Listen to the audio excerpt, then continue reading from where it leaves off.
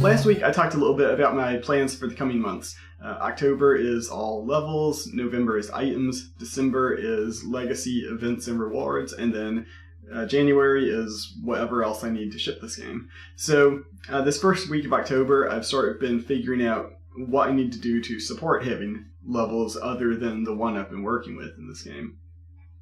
I had a little bit of that working in past weeks. You know, I had the ability to generate a session that could consist of 2 consecutive levels, but they were the same level. So this time I'm figuring out, okay, I have these levels, I have this level over here with these prefabs, I have this other level over here with these prefabs. You know, I need to choose one of these, generate that, play through that, generate this next one, and so on. Actually, I generate details about the entire session up front, so I know which level I will be building, but the actual level generation does happen as you are about to enter that level. So this week I have been stubbing out the city level, which will be the first level in the game. It's where you'll start every session.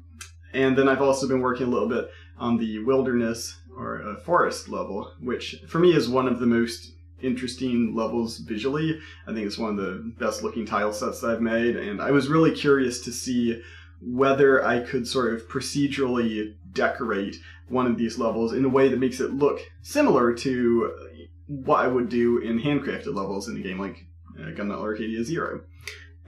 So it's not completely there yet, but I'm pretty happy with how it's going so far, and I'll show a little bit of that here in a second.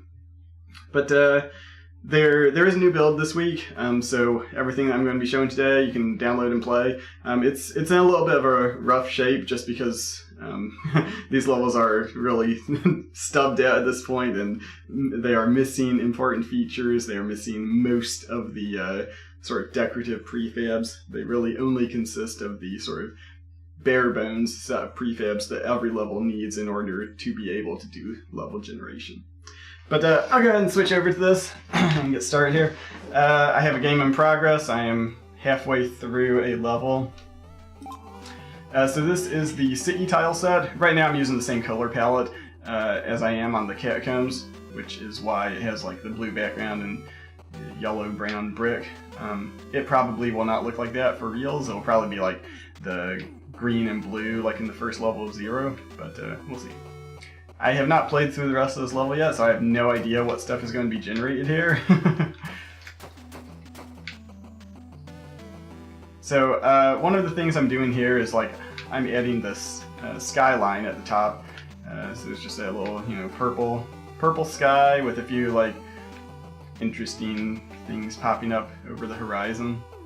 Again, that's sort of, you know, trying in a very simple fashion to recapture the sort of stuff that I did by hand in 0. Of course, the skyline ends here because we're going up into another level, so it does take that, or going up into another room, it takes that sort of geometry into account, so it knows that it cannot continue the skyline into a room where now there's going to be a wall in the background.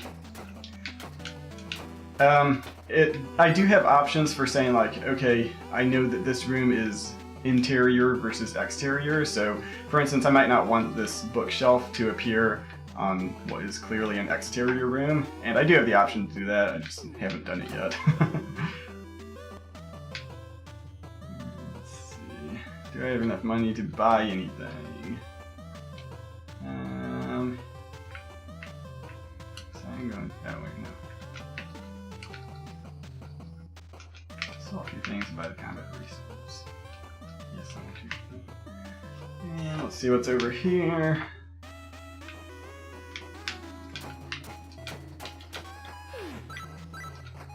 Oh, I finally made a change recently so that if a treasure chest drops and falls on you, it no longer hurts you. It will still do knockback because I think that's kind of funny. I didn't want to lose that.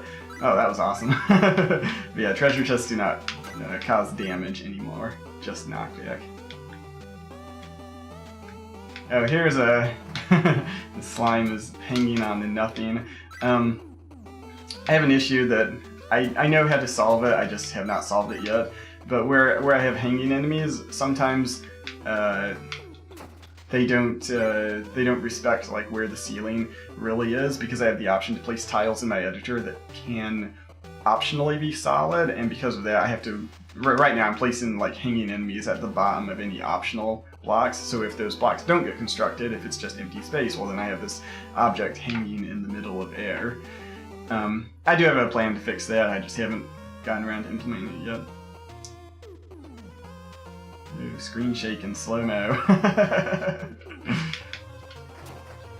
Oh, I ran out of ammo too. That's too bad. With the three-way shot is great for this boss because oh crap, I'm actually gonna die here. The three-way shot is great for that boss because all three projectiles will do damage. So it's really easy to kill him quickly. Alright, I'm going to skip ahead in this video. I'm actually using a fixed random seed, so this is going to be the same level.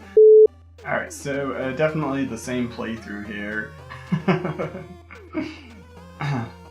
Now I actually got different items this time, which might be a bug. I need to investigate that. I thought they were supposed to drop the same loot every time.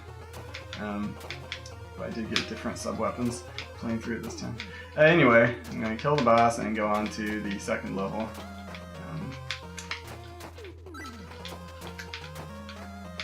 Which is going to be the wilderness level. Alright, hopefully this does not crash here, we'll see.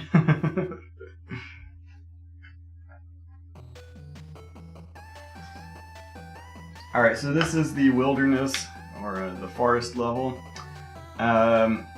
This one is extremely bare bones, there's basically no decorative prefabs, but what you will see is that there's like this interesting leaf canopy, and this is all being procedurally generated.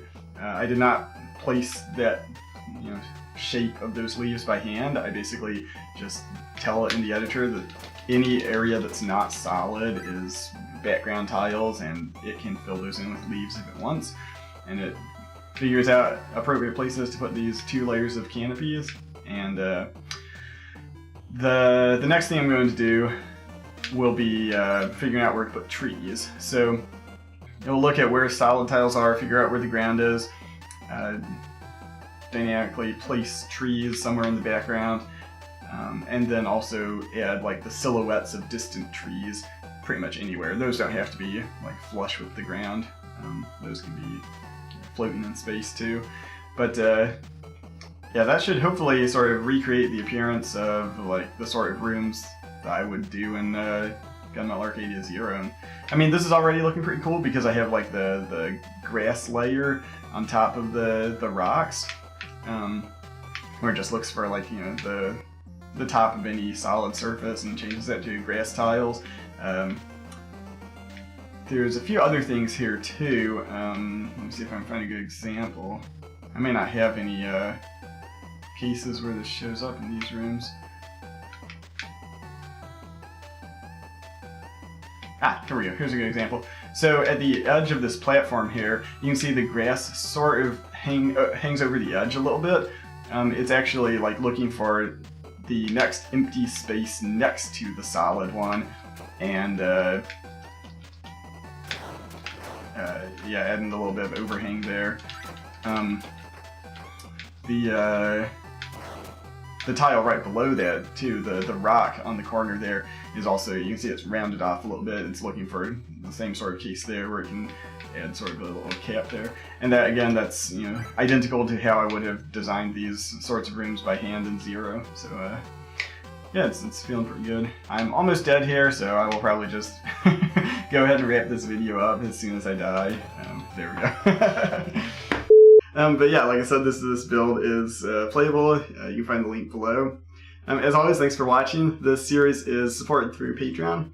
I want to give a shout out to patrons Jace, Benjamin, and Opie and Nana for their contributions. You can find the links to my Patreon campaign below, as well as the link to this playable build. Thanks for watching, and I will see you next time.